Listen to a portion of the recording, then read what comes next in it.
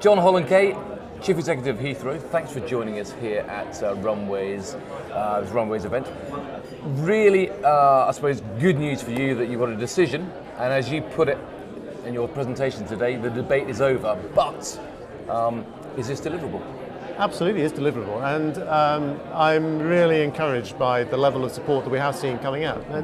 And just to give one example, to see the speed with which the leader of the Labour Party offered cross-party support to the Conservative government to get on with this is more than we could have hoped for at this stage. To see the level of support we've had up and down the country, all the major newspapers, unions, business organisations, there is a groundswell of support here that wants to see this happen.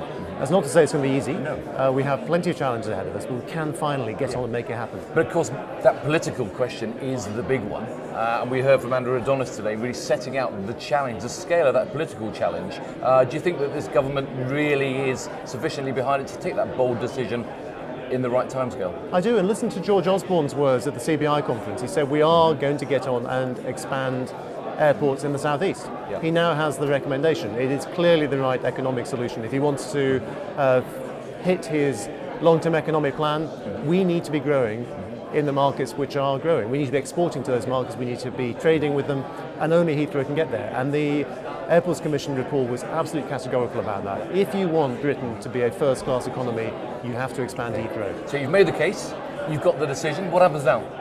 Well, now we need to get on and do all the planning. We've got the formal planning side of things, which is going through probably a development consent order process. We also need to line up the supply chain. That's a critical part of this. This is going to create tens of thousands of jobs. We need to work with the supply chain early to make sure we're lining those up and make sure we're really ready to build. But we also need to work on the supply chain for the airport when it opens. 40,000 new skilled jobs at the airport for local people. We need to start planning that now, making sure we've got the right STEM skills being taught into local schools to be able to work effectively. But realistically, if you're in the supply chain for it, the infrastructure supply chain, you should be gearing up and talking to you right now then. Absolutely, and we're starting our supply chain engagement straight away, and we will need a lot of help. So we'll be reaching out to all of our partners and to new partners to come and help us make this happen. It's a fantastic opportunity to not just transform the lives for a generation, but certainly within the construction sector, we can create skills here which will be a legacy for generations to come. But of course, the mitigation that you need to put in place in order to make this a reality, I imagine requires quite a lot of new thinking about how you take this forward.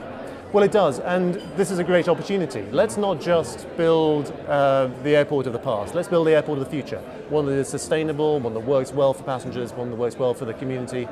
This is a fantastic opportunity to leap ahead of places like Hong Kong and Singapore and create the third generation of airports designed around passengers and the environment. But not too far, because of course you won't be able to have a fourth runway. Does that somehow limit your ambition for Heathrow? No fourth runway?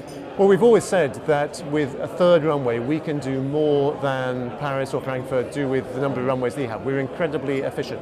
Right. And that will allow us to win the race for growth, which is what the government wants. Make sure that Britain remains one of the leading economies in the world, and Heathrow expansion will help to do that. Again, 2020, that is your target date. 2020 for spades in the ground, 2025 opening, is that correct? That's exactly our timing, 2020 for spades in the ground.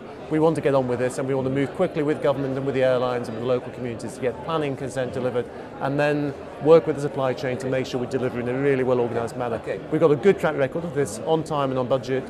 What we've done with T5 and T2, we know how to do it, we know who can help deliver us. Fantastic challenges ahead. John, thanks for joining us and good luck.